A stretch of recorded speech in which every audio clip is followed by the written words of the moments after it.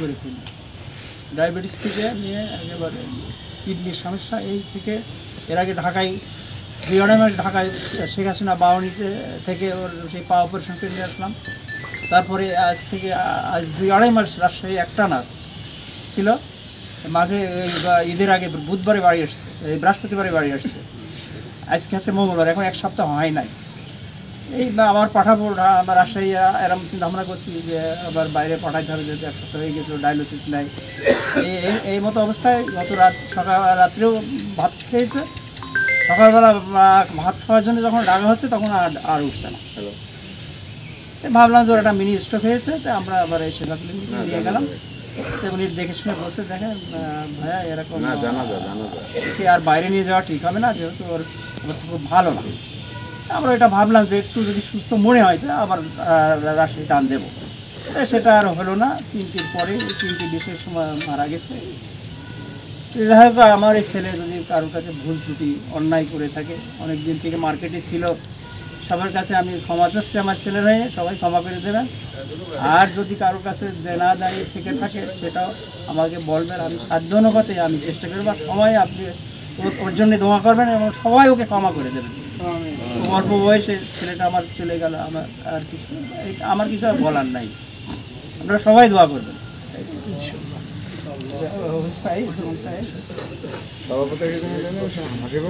Number আছে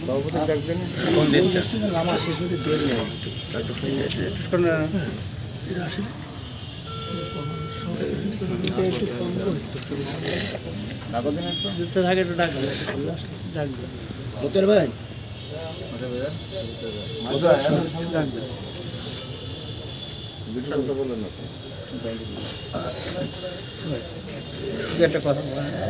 এ পর্যায়ে আমাদের মাঝে আমাদের কলেজপাড়া কল্যাণ কমিটির সভাপতি সাহেব উপস্থিত হয়েছেন, তাকে কিছু বলার জন্য অনুরোধ করা যাচ্ছে। সম্মানিত উপস্থিতি, আসসালামু আলাইকুম। আসলে সুজন খুবই ভালো ছিল, আমাদের সাথে খুব ভালো ব্যবহার করত এবং অল্প দিনের ভিতরে সে মোটামুটি আলমডাঙ্গায় একটা ভালো ব্যবসায়ী হিসাবে আমাদের সবার কাছে পরিচিত ছিল। আপনারা সবাই তাকে জানেন। আসলে আমরা যারা জন্মগ্রহণ করি সবাইকে মৃত্যুবরণ করতে হবে, এজন্য কার কখন মৃত্যু হবে সেটা তো বলা যায় না।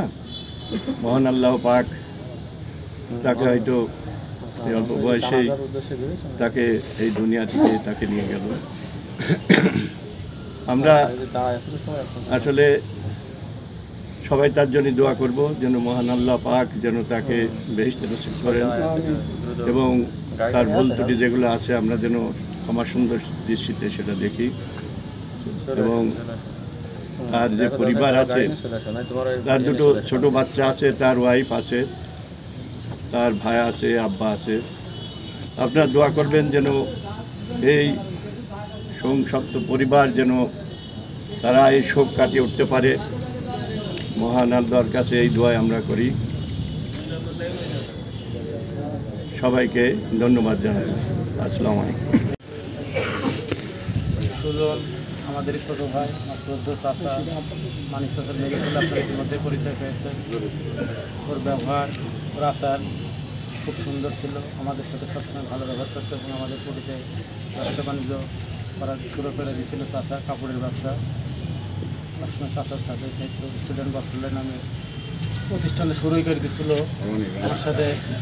মাঝে মাঝে ঢাকাতে মোকাম করার সময় বেশ কয়েকদিন দেখা হতো, খোঁজ খবর নিতাম, ব্যবসা বাণিজ্য বলতে ভালোই চাচ্ছে ভাই, দোয়া করবেন। খুব সুন্দর সেলসম্যান ছিল। সময় আছে, যাই হোক, কুল্লু নাফসিন যায়িকাতুল মাউত, আমাদের সবারই মৃত্যুবরণ করতে হবে। মৃত্যুর কোনো বয়স নেই, কোনো সময় নেই। যার যখন সময় হবে, স্থান কাল সময় কারোর জন্য অপেক্ষা করবে না, এটা আমরা সবাই জানি।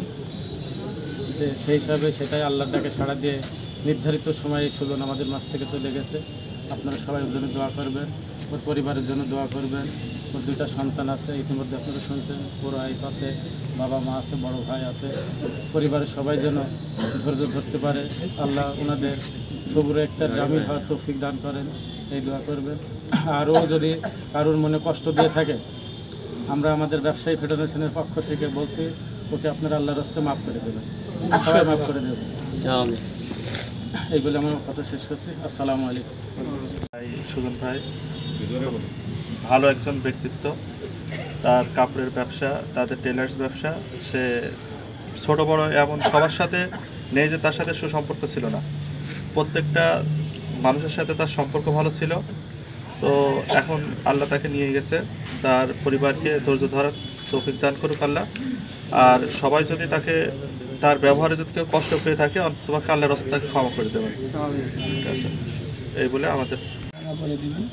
আর ওর কাছ থেকে যদি কোনো ব্যক্তির টাকা পয়সা বা এই ধরনের কোনো লেনদেন থাকে তো আমাকে জানাবেন, আমি আমার পরিবারের সাথে আলোচনা করে প্লাস আমি নিজের থেকে আপনাদের দেনাপাওনা পরিশোধের করার চেষ্টা করব ইনশাআল্লাহ। আমরা জানাজার জন্য সকলে প্রস্তুতি গ্রহণ করব। আমরা জানাজার জন্য এখানে আসছি আল্লাহ তাআলা সন্তুষ্ট করার জন্য আর এই মাইয়াতের জন্য দোয়া করার জন্য। এই উদ্দেশ্য নিয়ে জানাজা করতে আসছি, এটাই হচ্ছে নিয়াত।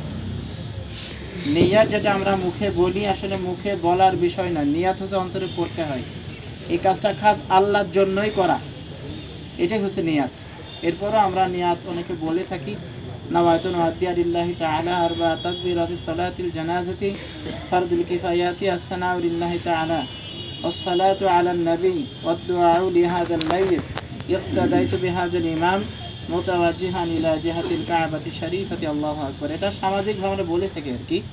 মূলত নিয়াত হচ্ছে আল্লাহর জন্যই করতে হবে, মাইয়াতের জন্য খাস করে দোয়া করতে হবে।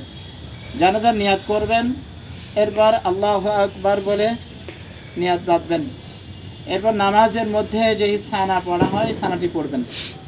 দ্বিতীয়বার আল্লাহু আকবার, আপনারা মুখে আল্লাহু আকবার বলবেন। দ্বিতীয়বার তাকবীর বলার পর দরুদ শরীফ পড়বেন। নামাজের মধ্যে যে দরুদ শরীফ পড়া হয় এই দরুদ শরীফ পড়বেন। এরপর ইমাম সাহেব আল্লাহু আকবার বলবেন, আপনারাও আল্লাহু আকবার বলবেন।